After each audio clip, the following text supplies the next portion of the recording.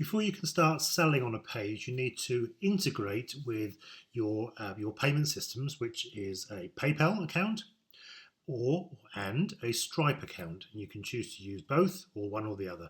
So when you're looking at your funnel, the first thing you need to do is click down here on Payment Integration. Payment Integration will then ask you to fill in your PayPal email address and then your Stripe API keys. There are 2 for live, a publishable and a secret one, and 2 for test, publishable and secret.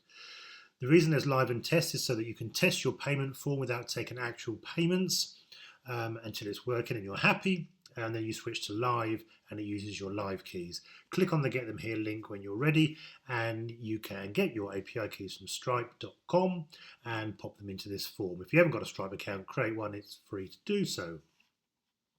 Okay, once you enter those details, you can then edit your page. So I'm going to edit the page you're probably looking at right now and add a form at the bottom here. So I'm going to add a new container. And we'll call it an example testing payment form. You add a new item and you put in your payment form. Right, first thing you need to do, click on it and the toolbar appears. You can use the toolbar like any other to format it. Blue buttons click, grey buttons drag. But the 2 here that's first are the important ones. The first one allows you to set up your overall options, which is a description. This is just for you so that on your Stripe system, for example, you'll see what people are buying. So test, tutorial, test payment.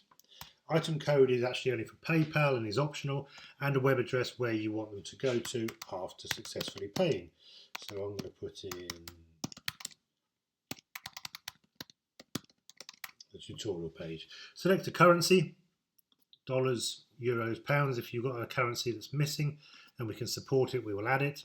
And then choose whether you want to offer via Stripe and or PayPal. PayPal you can't use in testing mode. Stripe you can, so I'm going to use Stripe just for now, just so I can offer a testing form and save. Right, simple as that. Last thing you want to do is put some things onto your payment form, which is the second icon here. And you can change what's there. A super thing you really want for, dollars, so it's $10. This text box here will mean that it's ticked by default on the page that visitors see. So you may want to have a default option that is already chosen, but people can choose more than one. These are not one or the other options. People can choose one or several things if they want to choose more than one thing that you're selling. So I'm going to add another item, another brilliant thing you can't do without. The price will make it $25.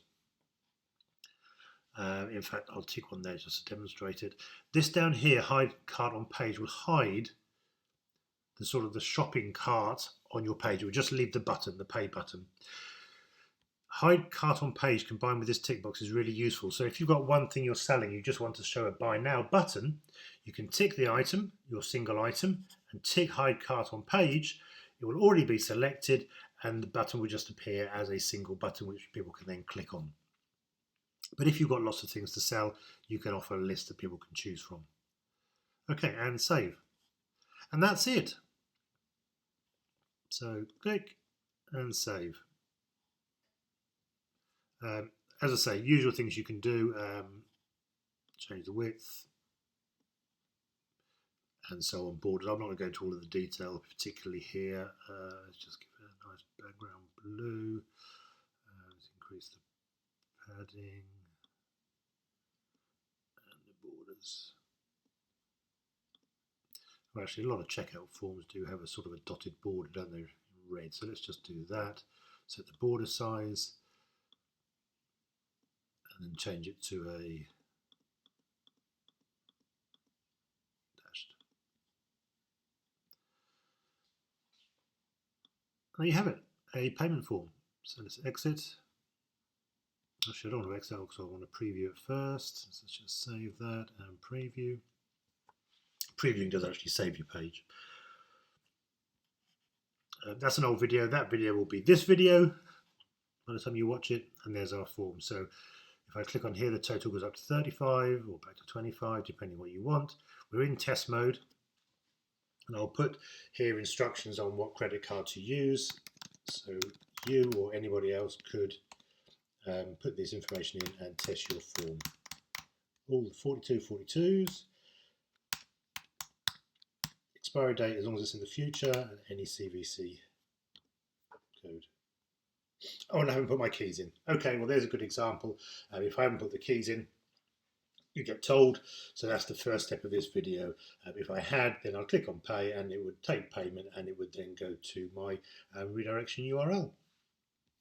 Okay, thank you.